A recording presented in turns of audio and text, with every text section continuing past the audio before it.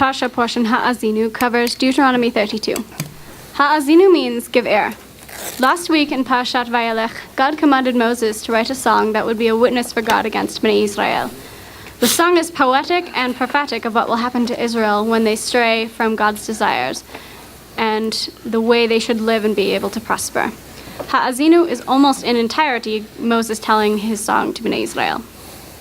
The song starts out with Moses singing of God's nature and telling the heavens and the earth to be a witness to God's character, that he is blameless, without sin, and just in all his ways. Moses emphatically tells everyone to listen up and take to heart what he is saying to them. The next part of the song deals with the relationship between God and Israel, past, present, and future. Verses 7 through 14 describe all the ways the Lord cared for Bnei Israel over many years. Verse 9 through 10 says, "But Adonai's portion is his people. Jacob is the share of his inheritance. He found him in the wilderness land, in the void of a howling waste. He surrounded him, cared for him, guarded him as the pupil of his eye." Israel was specially chosen by God out of all the nations to be his inheritance. But when life got good for Israel, he grew fat and kicked and turned from their loving father. They angered him with abominations, went after other gods and sacrificed to demons, or as the passage phrases it, non-gods they had never known, and ignored the rock who gave them life. The next part of the song highlights the consequences of these actions for Israel. God warns that he will hide his face because he has been made jealous and states, "For fire has ignited in my nostrils. It will burn to Sheol beneath, devour the earth and her produce, and scorch the foundations of mountains." And as we have seen in other recent Torah portions, Adonai promises there will be grave consequences for rejecting him. Waste, famine, plague, the fangs of animals will sink their teeth into the people, and the sword will bring terror to young and old. So abandonment is clearly something God feels strongly about. God asks, How can one chase 1,000 and two put 10,000 to flight unless their rock had sold them to Adonai and handed them over? God sort of mockingly suggests that when disaster hits Israel, they should call on their gods who ate the fat of their sacrifices and drank the wine of their libations to rise up and rescue them. Which, of course, the false gods can't, and if Israel were wise, they would realize that Hashem is sovereign over all things. There is no future in getting them out from under his care and protection. The song concludes with this statement: "See now that I am he. There are no other gods beside me. I bring death and give life. I have wounded, but I will heal, and no one can rescue from my hand." As you can see, the song ends on a hopeful note as God says he will yet again avenge the blood of his servants, return vengeance on his foes, and atone for the land of his people. Israel always remains the pupil of his eye.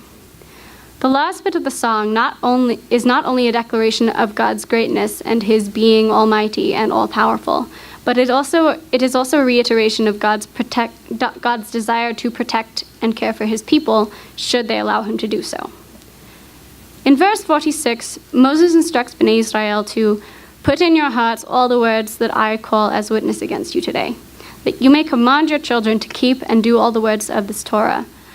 But the main verse that really sums up what Moses is trying to convey is verse 47, which states, "For it is not an empty thing for you, because it is your life. By this word you will prolong your days on the land which you are crossing over the Jordan to possess." Ha'azinu ends on a sad note, from our perspective at least. It says, "On that very day, God tells Moses to go up to Mount Nebo, in the land of Moab, facing Jericho, to the land of Canaan, to see the land of Canaan. Then be gathered to your people."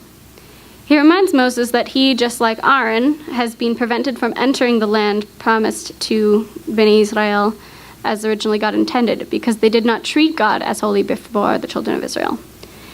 Even though to us striking the rock rather than speaking to it may seem like a small matter, it really brings home the fact that God takes the way we treat him very seriously, and that we should take it seriously too.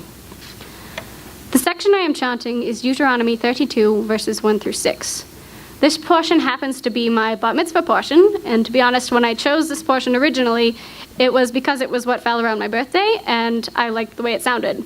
But I was also 11 at the time. I didn't really have much investment in what the words were actually saying at the time. But going back and reading it again, it seems each time I read it, I realize something different about it. This is Moses' last words to Bnei Israel, the last things he will ever get to say to them. And he's pleading with them to listen and not just to hear what he's saying, but to really listen. And it's very easy to hear someone, but not to really listen, because listening involves thinking oftentimes. I know for myself that really taking the time to listen to what someone is trying to say to me is hard because I get caught up in other things going on in my life. And I might be thinking about a show I really want to watch, or something that happened at work, or the fact that I need to get gas on my way home.